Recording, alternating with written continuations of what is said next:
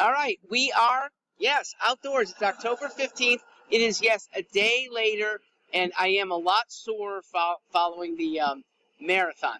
I didn't run the marathon. I did the 5K, which for 59-year-old, overweight, not heavy exercising Mark, is good enough. And I did pretty well, okay? No cramps, well, I finished. And I finished in not much worse time than 5 years ago. So I'm pretty happy. And next year I get to go into a better division when I turn 60 if I do this again. I'm here, and thank you for being here. Wish it were more than two of you. But thank you. This is called Hartford Rising. I am Mark Stewart, yes, candidate for mayor, and candidate for just a better Hartford, period. I'm from West Hartford, but I want Hartford to rise. I want all of Connecticut to rise. But if this city goes first and biggest, the rest of Connecticut, it's an easy follow. If this city doesn't make any moves to improve itself, then a lot of suburbs are going to ignore us, write us off. I think Bridgeport is already in this category. What happens there, nobody else really cares. I worry that Hartford's in that same category. It's losing population, it's losing influence, and here is a chance for Hartford to rise, and it's with more housing. Right now, housing prices have kept a number of people away that should be living here. I'm not saying cheap housing, I'm saying more so that costs are modest. How do you get more in a pretty crowded city? It's better zoning that allows people who can responsibly build on their rooftops or have an ADU that's just on the edge of their property. Let them have maybe grandma, semi-independent, in that cottage on the property, walks to join her kids. Maybe it's just 2 days a week. Maybe it's every day. And she's easy to take care of in an emergency, otherwise independent. Maybe it's your kid who's 23, back home from college, not prepared to be out on his own financially. Likes mom and dad anyway. Maybe likes younger siblings to be there, but wants independent. Okay, be able to come back late at night. Have a girlfriend over. Okay, ADU, perfect. If you don't have room for a cottage, go up. There's the Hartford Rising in its true essence. Okay, zoning laws kept most residences to 3 stories for absolute max.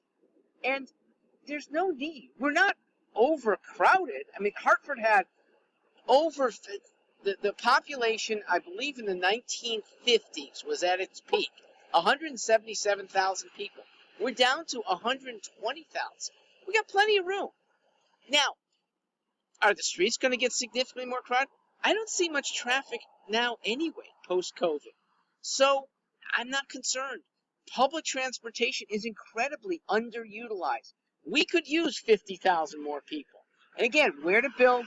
Build upwards. Allow zoning to be more permissive so that more good people can be here. I mean, this is a beautiful building. I'm outside Artist Collective. And sturdy, strong, I'm sure it could accommodate another floor or 2 of residential space. Okay, the building across the street looks great. 3 stories, it could go 4 or 5. It's actually a Runens building. Okay, we could have extra space there, and this could be a much more vibrant intersection. Albany Woodland. Sorry, we have the ability to make. I'll say it this way: we've got the ability, with responsible ownership, to have a dream city. You don't have to look far to responsible uplift. Go to West Hartford.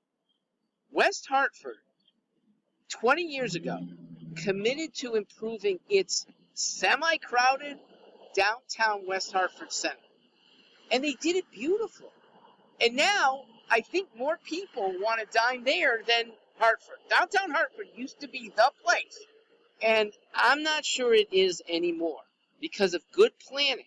And yet, no extra traffic. They were able to cut down on the traffic, in fact. so more people could walk, even have outdoor dining that's spread into areas that were just plain lane parking. So lots can be done. Why is New York so valuable with the big density that it has? There was very little zoning that constricted families and businesses. Mixed use was typical. Buildings that had 1 or 2 floors of retail and then 1 or more floors above it for residential. This very building, if it were in New York City, probably be worth $40 million. Let's talk about not rising, but how about occupying more on the ground floor? Okay, we've seen them, right? Homes on floors 2 and 3, floor 1, boarded up. Why? Because of break-ins. Because criminals are getting away with robberies. They're not getting punished. And that is a government function that, in my mind, starts with judges. Okay, the police do their work pretty well. Security cameras find good enough photos. Computer technology is so good now to enhance the photos, to allow cops to know who did it, and probably find who did it within a week. But they're not bringing them all to justice, in part because low-level crime, they suspect is not going to get sentenced. The judges say, oh, poor you grew up in a one-parent family, or this is your first offense. You know what? Make it his last offense by putting him in prison for at least some time. Do hard time. Don't do community service, okay? Don't do just as recognition to appear. Put him down on Weston Street for a trial that happens pretty quickly. And put this guy off the streets, even if he doesn't reform. Okay? At least for a month or 2, he's one less predator that allows people to live in peace. I'd like to see no more bars on people's first floor windows. No more boarded up windows. At the end of a mayorship that lasts at most 4 years, we should be able to do that. It should be a firm goal. And one final thing about those goals. It really helps when there's a community around a would-be criminal, a wayward young, it's almost always men, who finds life on the streets to be more appealing. Well, without supportive families, it is sometimes more appealing, and that gets people into bad things for society and bad things for them. They can get hooked on drugs. So I'd like to see tighter families. Now, what can a mayor do about that? Not much, but I can implore. I can implore state policy to not be incentivizing single parenthood the way it does. And it's affected our cities horribly. Oh, bigger apartment because... We'll wait for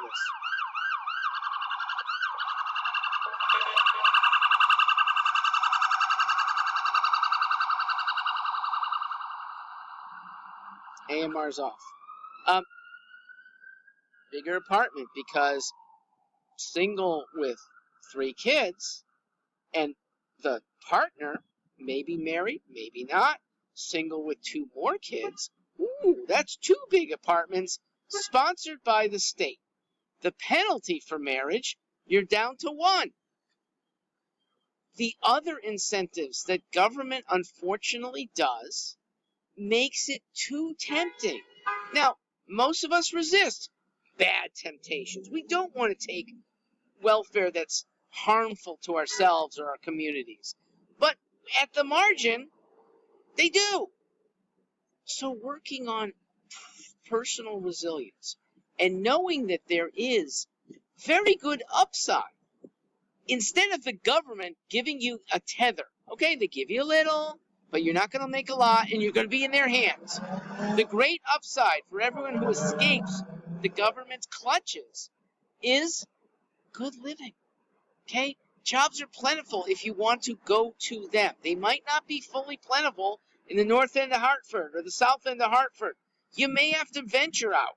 You may have to live in Groton for 5 days a week. Work for Electric Boat, get paid really well. Come on back here on the weekends. Do that for 3 or 4 years. You could start a business here, back in your hometown. So being willing to venture and being willing to take a chance on a different lifestyle ends up being very good. And I'll close with this. Almost every minority family in Avon, Canton, Granby took a pretty big chance if they left the comfort of Hartford and Bloomfield comfort with their family members. But they're leaving for better schools, for less crime, for more job opportunities. Ask any of them, do you want to go back? And they'll say, no, it's better here. And they're the ones who went 20, 30 years ago when there was hardly any people of color in the suburbs. You have the advantage of them paving the way. And though I hate to see good people leave here, if the jobs and the opportunities are there, temporarily anyway, take it. But while you're here, make Hartford better.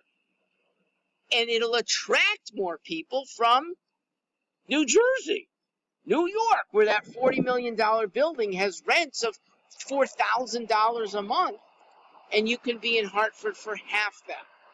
You can be in Hartford with no congestion, with plenty of nice neighboring bodegas, nice neighboring community centers, easy. Our infrastructure is great. Very good, I'll say. Better than most cities. Okay, it can be a very appealing place. Let's make it happen. Yeah, I can talk. You want to? All right, so long for now here. In a sec. Great. I'm Mark Stewart. Thanks for listening.